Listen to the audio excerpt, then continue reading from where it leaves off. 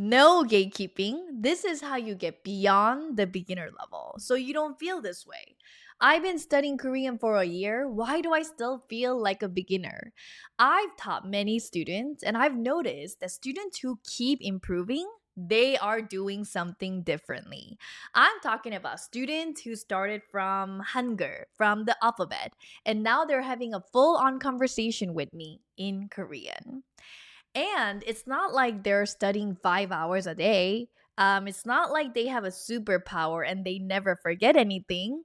It's not like they are naturally gifted in languages, but they do follow this one simple cycle.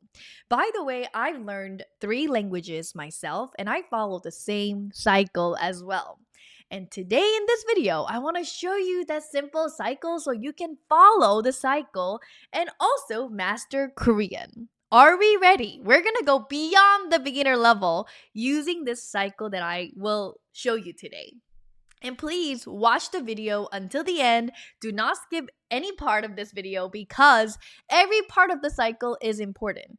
And it might be that you're just missing one part of the cycle, right? Because the cycle has to be complete, not like stuck in just one part or missing one part. So make sure you see and diagnose, oh, I was missing this part of the cycle. That's why I feel stuck. And now let's fix that. Ready? Let's get started. This is an exciting one. Step 1 is really simple. We have to have a learning season, right? Yeah, there is other seasons like implementation season, like everything else. Like you want to speak Korean, but I get it, but we cannot skip the step 1, learn. There is a season where you just have to sit down and learn your vocab.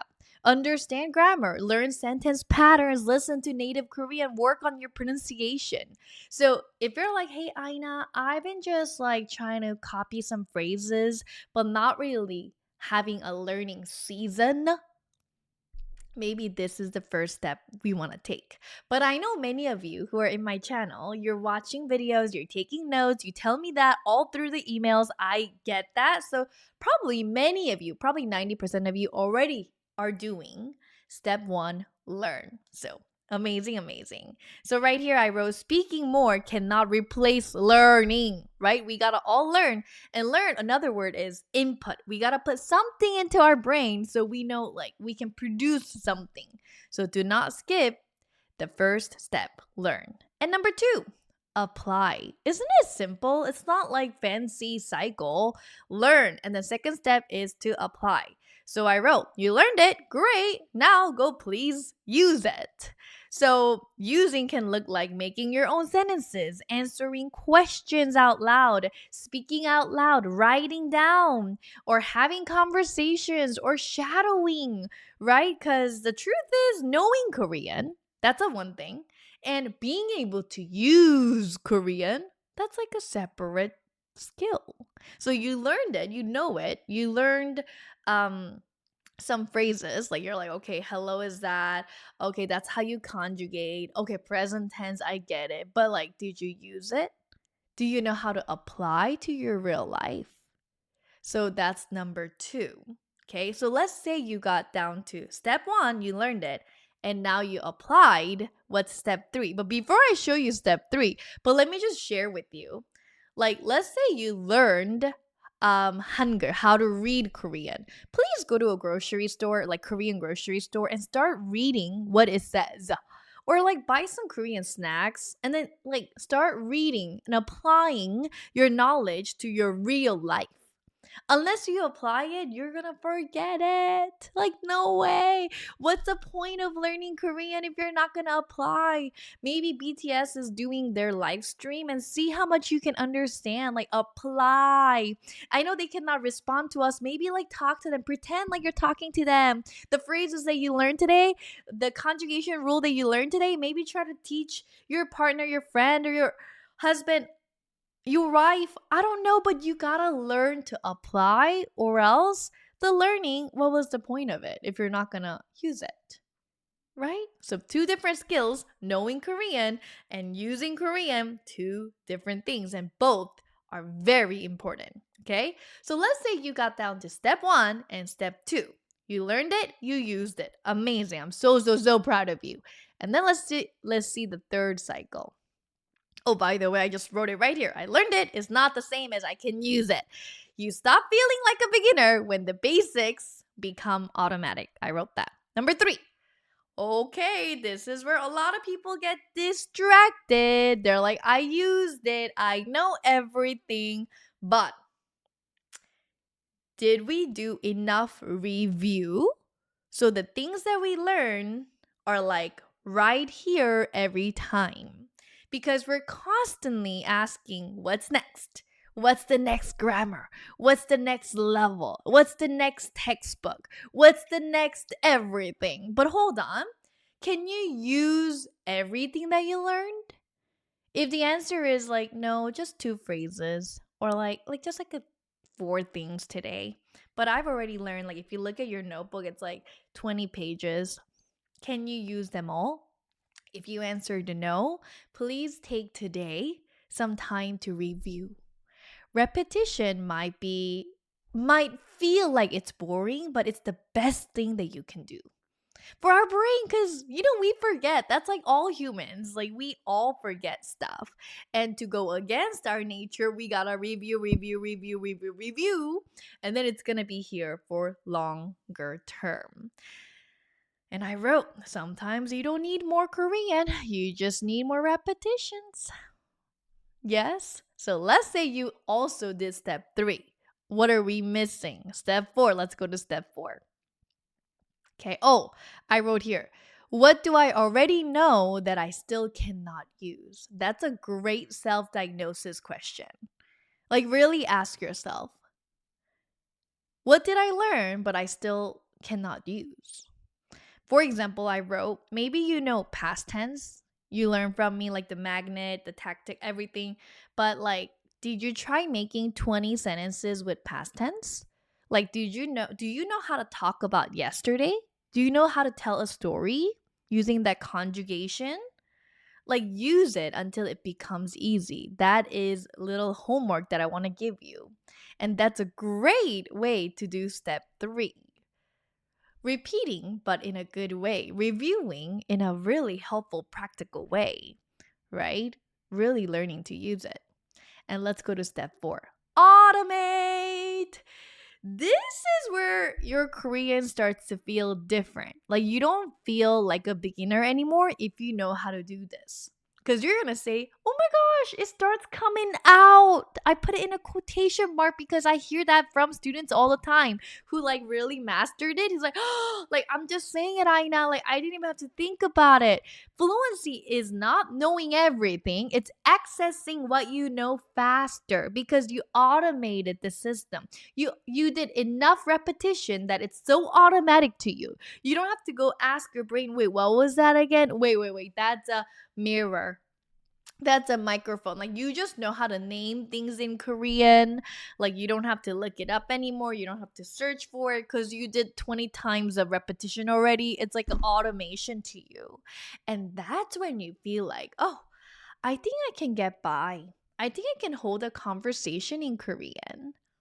Isn't it amazing that we can automate when we go through these cycles? That's the goal of it. Because if you don't come to step 4, if you don't know how to automate or like access things faster in your brain, you're going to constantly feel like you're a beginner. Because you have to look it up, you have to look back to your notes, you have to like, wait, what was it? Oh, I forgot everything. Like that feeling will make you feel like you're a beginner. But in step 4, this is the game changer. Because you did the step 1, 2, 3. And now we're just left with one last step: grow. And growth is just consistency and perseverance. Guess what? You just gotta go through the cycle again. Again. So step 1, what was it? You learn.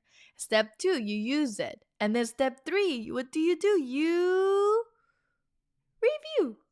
And then you automate. And then you just go through it again and again because learning has no expiration date and there's like plenty of things to learn. Even now, recently I actually started this. I bought a cute vocabulary journal And I'm learning 7 new words daily in English and Korean because I'm bilingual. That means double the homework for me because I learn 2 languages, right?